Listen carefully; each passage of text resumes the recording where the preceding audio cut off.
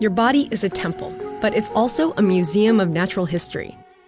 Look closely and you'll see parts that aren't there because you need them, but because your animal ancestors did. No longer serving their previous function, but not costly enough to have disappeared.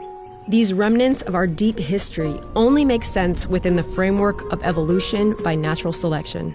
On a flat surface, push your thumb against your pinky and tip your hand slightly up.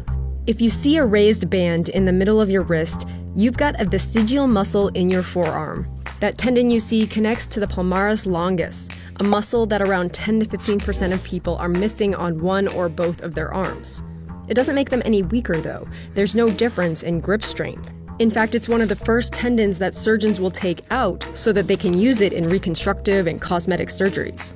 You can find the palmaris longus across mammal species, but it's most developed among those that use their forelimbs to move around. In primates, that means the muscle is longer in lemurs and monkeys and shorter in chimps, gorillas, and other apes that don't do a lot of scrambling through trees. It's not the only leftover muscle that we've got. Look at the three that are attached to our outer ear. We can't get much movement out of these muscles, especially compared to some of our mammal relatives who use them to locate the sources of sounds. Presumably, this would have been quite helpful for early nocturnal mammals. In humans, you can still detect the remnants of this adaptation with electrodes. In one study, researchers recorded a spike of activity in the ear muscle cells in response to a sudden sound. Not enough to move the ear, but detectable. And you can probably guess the location of the sound based on these results. It came from a speaker placed to the left of the study subjects. So this is their left ear subconsciously trying and failing to pivot toward the sound. You can see another futile effort by our vestigial body parts when you get goosebumps. When we're cold, tiny muscles attached to our body hairs contract, pulling the hair upright, which causes the surrounding skin to form a bump. For our furry mammal relatives, the raised hair increases the amount of space for insulation, helping them stay warm. Birds can do this too. You've probably seen a puffy pigeon on a cold day. Adrenaline is one of the hormones involved in the body's response to cold temperatures, and it's also part of the fight or flight response. So it helps some animals appear larger when they're threatened. And it may be why surprising and emotional turns in music can give some people goosebumps. And then there's our tail.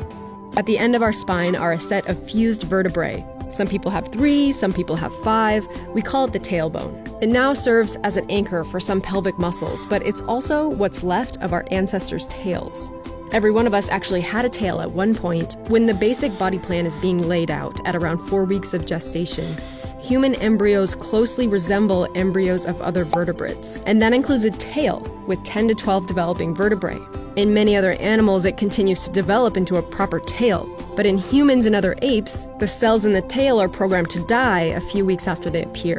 Very rarely, though, a mutation allows the ancestral blueprint to prevail, and a human baby will be born with a true vestigial tail.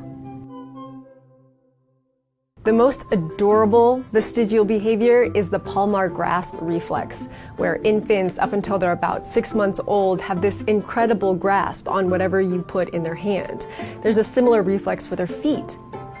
I wanted to show you this great piece of footage from the 1930s where they demonstrated this behavior. These babies are only 1 month old, and you can see that their inner monkey can support their entire weight.